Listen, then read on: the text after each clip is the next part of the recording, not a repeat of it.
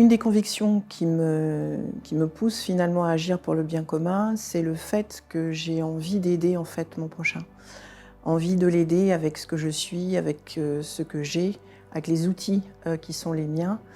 Et ma conviction profonde que bien on est tous amenés, appelés à vivre ensemble, le temps en tout cas que le Seigneur nous donne sur cette terre, et donc essayons de l'utiliser au mieux, et notamment les uns envers les autres. Ce qui me pousse et ce qui me porte, c'est notamment un de mes versets préférés dans la Bible, qui est le verset 13 de 1 Corinthiens 13, sur l'amour, et tout le chapitre d'ailleurs, hein, qui qualifie tout ce qu'est l'amour, d'être bienveillant envers l'autre, d'être patient, de l'accompagner, de l'aider aussi à grandir, de lui pardonner parfois, même lorsqu'il nous fait du mal. Et en fait, c'est ça qui est mon moteur. Toujours à mon échelle, à mon niveau, faire tout ce que je peux avec les compétences qui sont les miennes, les qualités qui sont les miennes, en fait, avec ce que le Seigneur m'a donné, de l'utiliser, pas uniquement pour moi ou ma famille, mais aussi pour les autres et de manière désintéressée.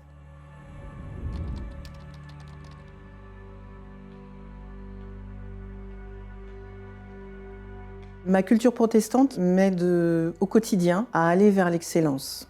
Pas la perfection, mais vers l'excellence. De toujours faire le mieux, au mieux. Et aussi de voir que tout seul, on ne peut pas faire grand-chose. C'est avec les autres que l'on y arrive. Même s'il y a des différences, même si l'on est différent, on peut échanger, discuter ensemble, travailler ensemble, œuvrer ensemble, pour peu que finalement nos différences nous enrichissent et que ce qui nous rassemble, ce qui nous est commun, ce que l'on partage, eh bien, c'est plutôt la base sur laquelle on puisse placer nos fondations. Surtout, il y a un ouvrage dans lequel se trouvent la plupart des réponses aux questions qu'on se pose, qui est celui-ci, la Bible.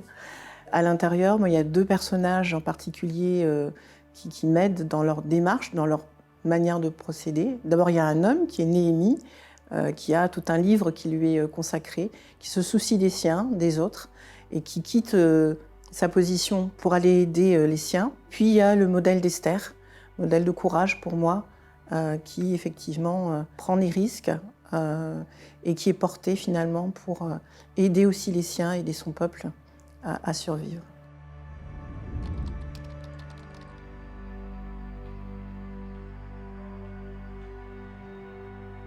Il y a une vraie joie à donner.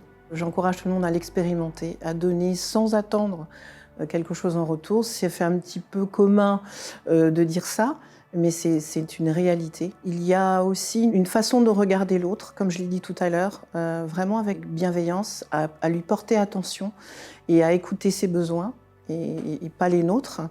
Et prendre le courage, moi je crois qu'avoir à la foi, c'est une très belle définition du courage. Et cette foi doit nous porter. Alors pour vous encourager, pour s'encourager, il faut avoir cette politique du petit pas, du peu à peu, et commencer probablement en regardant juste autour de soi, des personnes qui nous entourent, le milieu dans lequel on est, voir s'il y a un besoin, en tout cas que nous pouvons satisfaire et auquel nous pouvons répondre. J'encourage ceux qui n'osent pas encore à faire cette approche des petits pas, de voir autour d'eux de quelle manière effectivement ils peuvent aussi œuvrer pour le bien commun.